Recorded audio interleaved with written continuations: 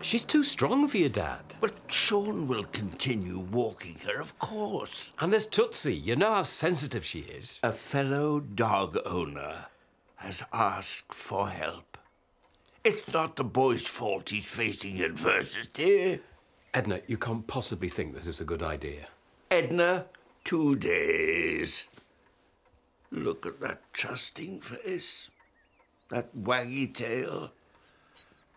It's our Christian duty to help fellow creature. Dad!